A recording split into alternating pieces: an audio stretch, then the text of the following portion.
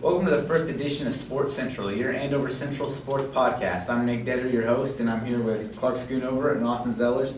To get your first edition of our podcast kicked off, we're going to first hit up on what's happened in college football through the season so far. Then we'll move to some student questions with Zellers, and then we'll finish it up with a 2-minute drill with Evan Byers. It's a very special edition. You're going to want to, or part of the show, you're going to want to see that one. Yeah. Okay, fellas, like I said, we're going to start off with some college football. What are your thoughts after these first 3 weeks? After the first 3 weeks of college football, I think there's definitely been some ups and downs. I think there's been some teams that have kind of come out of nowhere and some teams that have fallen off the top. I think a good game that demonstrates that was coming off this last week in the Louisville-Florida State game. I think Louisville is a team that people knew were going to be good, but I didn't think people knew were going to be quite this good. I think they've proven a lot in the first 3 weeks, led by Heisman contender Lamar Jackson. So I think they're definitely a team to be afraid of. I think after the 63-20 win over number 2 Florida State, that kind of shows that they're a real team in the ACC. They can make a push later in the season. Like you mentioned, that's a team that's kind of on the rise that people weren't expecting to do quite as well. But as a whole, the Big 12 has just been it's been a rough first couple of weeks. As a Baylor fan, Clark, I mean, they're one of the few semi-bright spots. I mean, I don't know how happy you can be after beating Lamar, Rice, and SMU, but they are undefeated. Them and West Virginia are the only 2 teams still undefeated in the Big 12. What's your thoughts on the Big 12 as a whole after the first 3 weeks? Well, it's definitely been a dip this year for the Big 12 of losses, and I think 3-0 Baylor is looking like they got a future in here. They're 3-0 led by Seth Russell with 760 yards passing, but them and TCU on the top there, I'm expecting big things from them, but I don't know about the other teams in the Big 12. Yeah.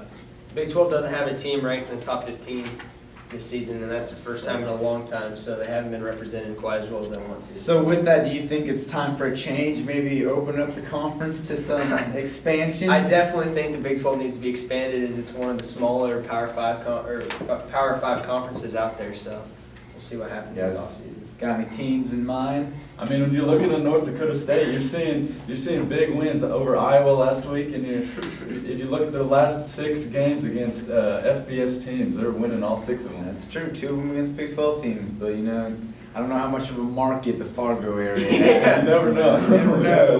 We'll see. We'll see. Okay, now we're going to go to some student questions. We've got Zeller. This past week we got a couple student questions in, and also, guys, we're always looking for new questions. If you have any questions, comments, or topics you'd like to hear on the show, we'll put a link in the description below and send us an email, and we'll be happy to talk about it. Or you can just comment on the video too. Yeah, your comments were too. First this week, we have a question from Brett Blackman. He said, why do you think Ned Yost continues to put in Joakim Soria in close games, or what do you think the Royals should do with him? And Joakim Soria now is 32 years old. He had a 5-year career, or a 5-year career earlier with the Royals in his 10-year MLB career from 2007 2011. And back then, he was actually pretty solid. He had 3 of those 5 years, his ERA was under 2. So I think in Ned Yost's mind, he still has confidence in Joakim Soria. But this season already, he's allowed 9 home runs and has 7 blown saves, which are both career highs for him. So I just think he's on a downhill spiral, and I really think the Royals need to try to look for some other options this offseason.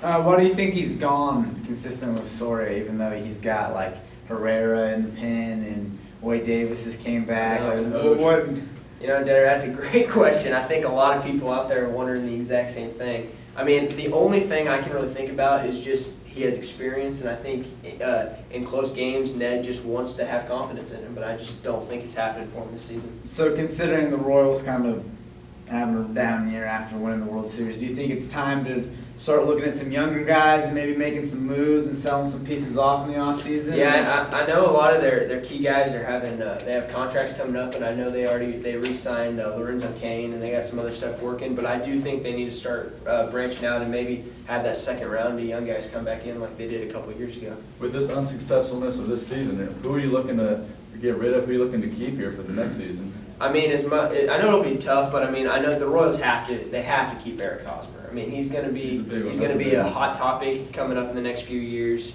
He was all-star. He's won a couple Gold Gloves in the last couple of years. He's been a really key factor for the Royals in these last couple of runs. So I think they need to do everything in their power to hang on to him. What about Salvador Perez? I mean, that's a big-time player. What do you think about him? Yeah, and at the same time, I mean, obviously Salvador Perez also coming up with some Gold Gloves. Also an all-star. Him and Eric Hosmer actually went back-to-back home runs in the All-Star game this year. So I think they need to try to hang on to him too. I think he's a key factor as well.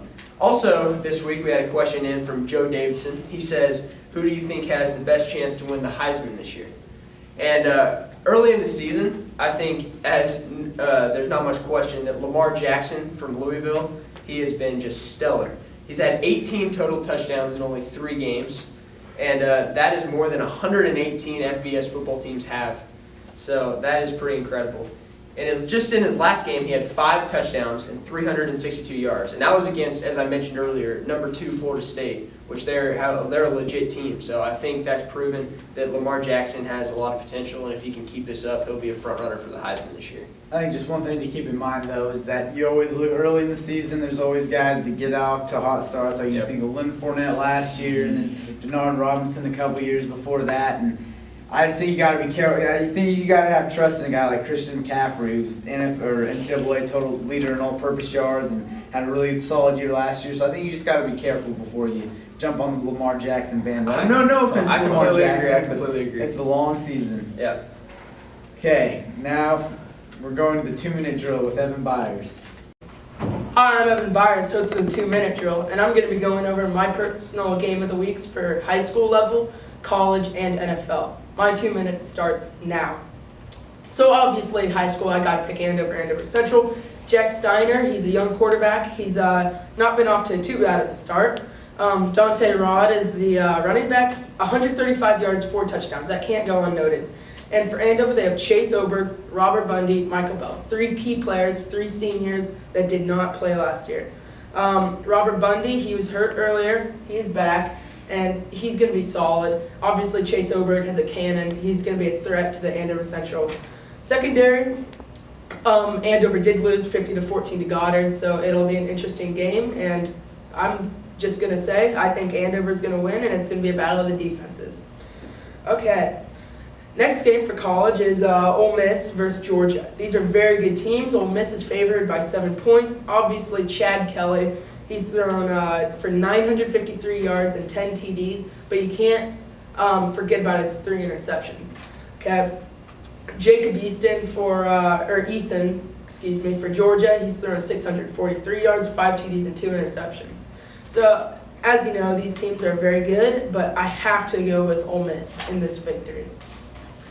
My NFL game of the week is a battle of the unbeatens, the Steelers versus the Eagles.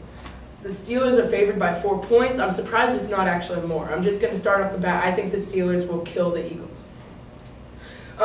Zach Ertz is hurt right now, so that really is it's a hindrance to the Eagles and their program. Ben Roethlisberger has come out of the gate with fire on his arm, 559 yards, 6 TDs. D'Angelo Williams, he will still be playing for this game until Le'Veon gets back. He has 237 yards on just 58 carries and 2 touchdowns. He's an absolute monster and a monster in the fantasy too. So Steelers will win, and that is the 2-minute drill. We're going to do a quick recap of what Mr. Byers told us in a 2-minute drill, and then we'll close the show out. Okay, fellas, what do you think of what Byers had to say?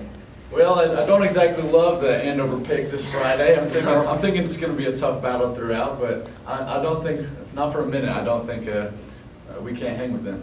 No, I mean, I like his pick in the college game too. I think he's got some good points there. So No, I think, Ole Miss has started 1-2, but I definitely think they're a lot better team than the record show. I mean, their 2 losses are Florida State, who's pretty good, and Alabama, who's probably the best in the country. I would for sure agree.